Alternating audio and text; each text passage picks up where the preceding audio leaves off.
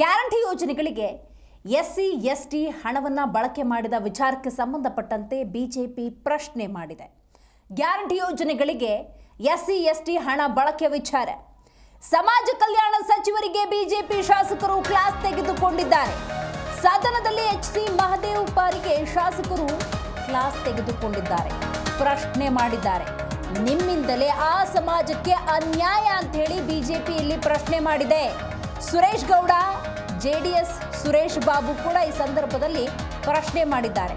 ನೋಡಿ, SC/TSPಯ 13,500 ಕೋಟಿ ರೂಪಾಯಿಯನ್ನ ಗ್ಯಾರಂಟಿಗೆ ಬಳಸಿಕೊಂಡಿದ್ದೀರಿ. ಬಸ್ಸಿನಲ್ಲಿ ಹೋಗುವಂತವರಿಗೆ ಹೇಗೆ SC/ST ಅಂತ ಗುರುತಿಸಿದ್ದೀರಿ ಅಂತ ಪ್ರಶ್ನೆ ಮಾಡಿದ್ದಾರೆ. ಯೋಜನೆಯನ್ನ ಹಳ್ಳ ಹಿಡಿಸಿ ಆ ಜನಾಂಗಕ್ಕೆ ಅನ್ಯಾಯ ಮಾಡ್ತಿರೋದು ನೀವು ಅಂತ ಬಿಜೆಪಿ ಮತ್ತು JDS ಇಲ್ಲಿ ಪ್ರಶ್ನೆ ಮಾಡಿದೆ. ನೀವು ಸಚಿವರಾಗಿಲ್ಲ ಅಂದಿದ್ರೆ ಇದನ್ನು ಹೇಳ್ತಾ ಇದ್ರು ಇಲ್ವೋ? ನಿಮ್ಮಿಂದಲೇ ಆ ಸಮಾಜಕ್ಕೆ ಅನ್ಯಾಯ ಆಗ್ತಿದೆ ಅಂತ ಹೇಳಿ ಚಂದ್ರಪ್ಪ ಮತ್ತು ಸುನಿಲ್ ಕುಮಾರ್ ಕೂಡ ಪ್ರಶ್ನೆ ಮಾಡಿದ್ದಾರೆ. ಈ ಸದನದಲ್ಲಿ ಸಂವಿಧಾನ, ಅಂಬೇಡ್ಕರ್ ಬಗ್ಗೆ ಧ್ವನಿ ಎತ್ತುವವರು ಮಹದೇವಪ್ಪನವರು. ನಿಮ್ಮಿಂದಲೇ ಈ ಅನ್ಯಾಯವನ್ನು ಹೇಗೆ ಒಪ್ಪಿಕೊಳ್ಳೋದು ಅಂತ ಬಿಜೆಪಿ ಮತ್ತು JDSನ ಶಾಸಕರು ಪ್ರಶ್ನೆ ಮಾಡಿದ್ದಾರೆ.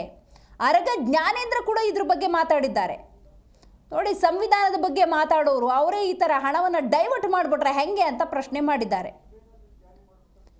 ನೋಡಿ, ಗಮನಿಸ್ತಾ ಇದ್ದೀರಿ, ಗ್ಯಾರಂಟಿ ಯೋಜನೆಗಳು ಕರ್ನಾಟಕ ಕಾಂಗ್ರೆಸ್ ಸರ್ಕಾರದ ಕಳೆದ 2 ವರ್ಷಗಳ ಹಿಂದೆ ಅಧಿಕಾರಕ್ಕೆ ಬಂದಂತಹ ಕಾಂಗ್ರೆಸ್ನ ಮಹತ್ವಾಕಾಂಕ್ಷಿ ಯೋಜನೆ. ನೀವು ಬಜೆಟ್ನಲ್ಲಿ ಅದಕ್ಕೆ ಅಂತ ಹಣವನ್ನು ವಿನಿಯೋಗಿಸಿ ಆ ಗ್ಯಾರಂಟಿ ಯೋಜನೆಗಳನ್ನು ಕರ್ನಾಟಕದ ಜನತೆಗೆ ಕೊಡ್ತೀರಾ? ಯಾವುದೇ ರೀತಿಯ ಆಕ್ಷೇಪ ಇಲ್ಲ. ಮತ್ತು ಆದಾಯದ ಕ್ರೋಢೀಕರಣ ಮಾಡಿಕೊಂಡು ಸರ್ಪ್ಲಸ್ ಬಜೆಟಲ್ಲಿ ನೀವು ಜನಸಾಮಾನ್ಯರಿಗೆ ಯೋಜನೆಗಳನ್ನು ತಲುಪಿಸ್ತೀರಾ? ಆಕ್ಷೇಪ ಇಲ್ಲ. ಆದರೆ ತಳಮಟ್ಟದ ಸಮುದಾಯಗಳ ಅಭಿವೃದ್ಧಿಗೆ ಇಟ್ಟಂಥ ಹಣವನ್ನು ಡೈವರ್ಟ್ ಮಾಡಿ ಈ ರೀತಿ ಗ್ಯಾರಂಟಿ ಯೋಜನೆಗಳಿಗೆ ಬಳಸ್ತೀರಿ ಅನ್ನೋದಾದರೆ ಅದನ್ನು ಯಾರೂ ಕೂಡ ಒಪ್ಪಿಕೊಳ್ಳೋದಿಲ್ಲ. ನೀವು ಕೊಡ್ತಾ ಇದ್ದೀರಿ ಹಲವಾರು ಸಬೂಬುಗಳನ್ನು.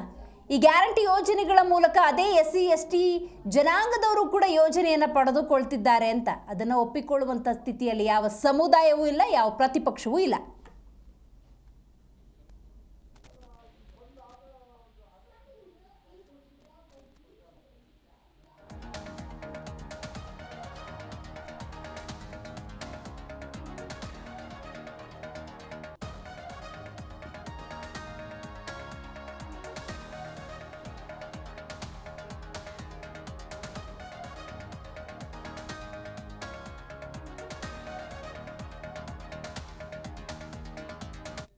ಮೆಟ್ರಿಕ್ ನಂತರ ಬಾಲಕಿಯರ ವಿದ್ಯಾರ್ಥಿ ನಿಲಯಕ್ಕೆ 3,26,00,000 ಶಾಂಕ್ಷನ್ ಆಗಿತ್ತು ಅಧ್ಯಕ್ಷರೇ.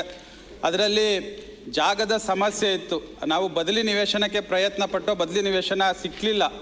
2020ರಲ್ಲಿ ಅದು ಕೋರ್ಟಲ್ಲಿ ಅನುಮೋದನೆ ಆಗಿ ಆ ಜಾಗವನ್ನು ಅದೇ ಜಾಗದಲ್ಲಿ ಕಟ್ಟಿ ಅಂತ ಸ್ಯಾಂಕ್ಷನ್ ಆಯಿತು ಅಧ್ಯಕ್ಷ, ನ್ಯಾಯಾಲಯದ ಮುಖಾಂತರ. ಅಲ್ಲಿ ಸ್ಯಾಂಕ್ಷನ್ ಆದ ನಂತರ ಇದು ಏನು ಪತ್ರದ ವ್ಯವಹಾರದ ಮುಖಾಂತರ ಅಧಿಕಾರಿಗಳು ಕಾಲಹರಣ ಮಾಡ್ತಾ ಇದ್ದಾರೆ ಅಧ್ಯಕ್ಷರೇ. ಅದರಿಂದ ಏನು 1.5 ಕೋಟಿ ಬಿಡುಗಡೆ ಆಗಿತ್ತು ಅದು ಬಾಲಕಿಯರ ವಿದ್ಯಾರ್ಥಿ ನಿಲಯಕ್ಕೆ ಅದು ಆದಷ್ಟು ಬೇಗನೆ ಅದನ್ನು ಪೂರ್ಣಗೊಳಿಸ್ತಕ್ಕಂಥ ಕೆಲಸವನ್ನು ಮಾಡಿಕೊಡ್ಬೇಕು ಅಂತ ಸಚಿವರಲ್ಲಿ ಮನವಿ ಮಾಡ್ತೀನಿ. ಯಾಕಂದರೆ ಇವತ್ತು ದೇವರಾಜ ಅರಸು ಅವರ ಜಯಂತಿ ಇರೋದ್ರಿಂದ ಈ ಒಂದು ಅನುಮೋದನೆ ಸಿಕ್ಕಿದ್ರೆ ನಮ್ಮದು ಅದೇ ಜಿಲ್ಲೆ ಆಗಿರೋದ್ರಿಂದ, ಅದೇ ತಾಲೂಕು ಆಗಿರೋದ್ರಿಂದ ಈ ಒಂದು ವಿಶೇಷವಾಗಿ ಅವ್ರಿಗೆ ನಾನು ಇವತ್ತೇ ಅಡ್ಮಿನಿಸ್ಟ್ರೇಷನ್ ಅಪ್ರೂವಲ್ ಸಿಕ್ಕಿದ್ರೆ ಖಂಡಿತವಾಗ್ಲೂ ಅವ್ರಿಗೆ ಧನ್ಯವಾದಗಳನ್ನು ತಿಳಿಸ್ತೀನಿ ಅಧ್ಯಕ್ಷರು. ಮಾನ್ಯ ಸಭಾಧ್ಯಕ್ಷರೇ, ನಮ್ಮ ಶಾಸಕರು ಅನಿಲ್ ಚಿಕ್ಕಮಾದವರು ನಿಜವಾಗಲೂ ಭಾಳ ಡಿಲೇ ಆಗಿದೆ. 2016-17 ತರಿಸಿ ಮತ್ತು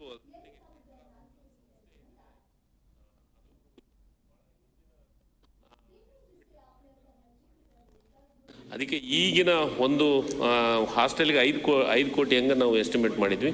ಅದೇ ಇಂದಿರಾ ಗಾಂಧಿ ಪತ್ರ ಬರೆದಿದ್ದಾರೆ. ಅವ್ರು ಬರೆದ್ರೂ ಅವ್ರಿಗೆ ಬೆಲೆ ಕೊಡ್ತಾ ಇಲ್ಲಲ್ಲ ನೀವು ಹಣನ.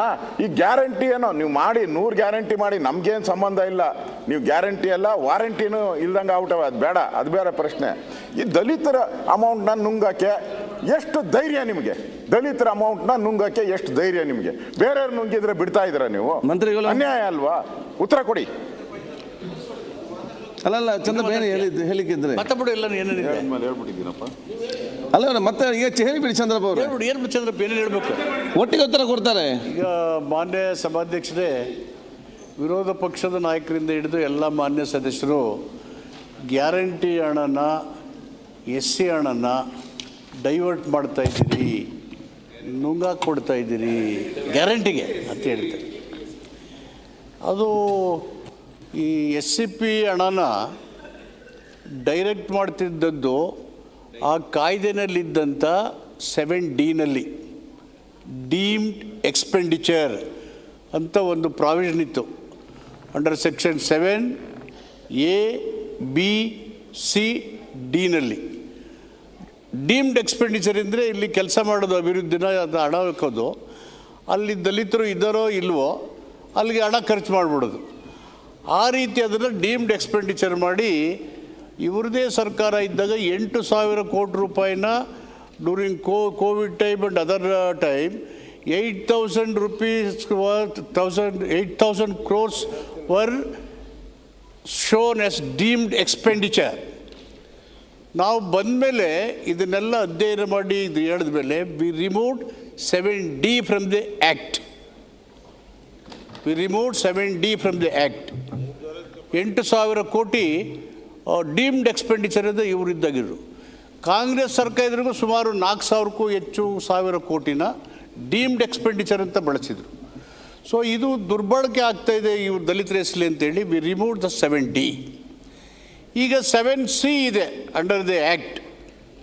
ಈ ಗ್ಯಾರಂಟಿ ಯೋಜನೆ ಮಾಡುವಾಗ ಇದು ಒಂದು ಸಮುದಾಯಗಳಿಗೆ ಮಾಡುವಂಥ ಯೋಜನೆಗಳು, ಸಮುದಾಯಕ್ಕೆ ಆ ಸಮುದಾಯದಲ್ಲಿ ಇರುವಂಥ ಆ ಯೋಜನೆಯಲ್ಲಿ ಬರುವಂಥ SC ST ಜನಸಂಖ್ಯೆ ಏನಿದ್ದಾರೆ ಆ ಜನರಿಗೆ SCP TSP ಹಣನ when we are taken out from the budget and the 24% is being earmarked.